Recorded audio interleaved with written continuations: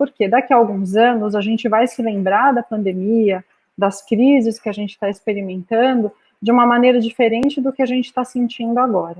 Assim como a gente se lembra, às vezes, de algo que viveu na adolescência ou em algum momento da vida, hoje, rindo ou dando um significado mais profundo, e no momento em que viveu, experimentou talvez profundo terror, depois profunda cobrança, e agora a gente olha para aquilo que aconteceu de outra maneira. Então, a gente vai se desenvolvendo e vai mudando a forma de pensar sobre aquilo que viveu.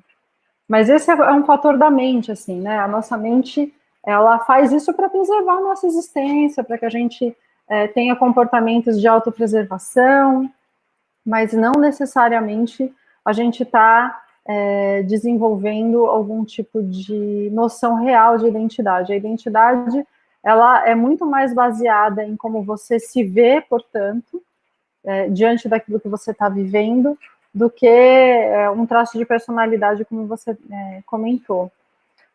Eu lembrei agora de uma frase da Maya Angelou que eu adoro. Ela diz assim, que as pessoas vão se esquecer do que você disse, vão se esquecer do que você fez, mas não de como você as fez sentir.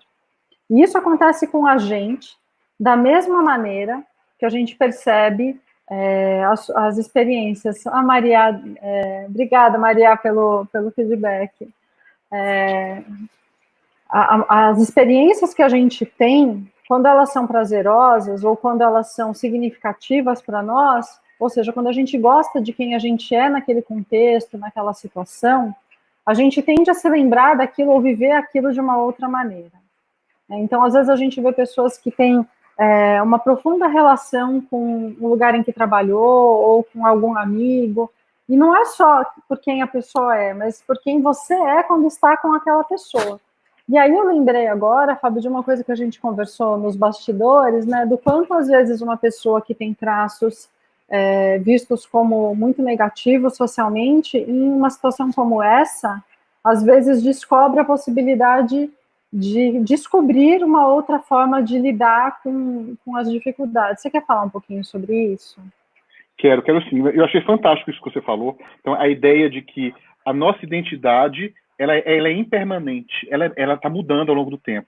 A gente sempre trabalha, quem trabalha com terapia cognitiva, com a ideia de que não é a situação, a gente não reage à situação e a gente não tem sentimentos em relação à situação, mas em relação às nossas interpretações da situação. E é sempre bom lembrar que as nossas emoções são impermanentes, elas vão passar.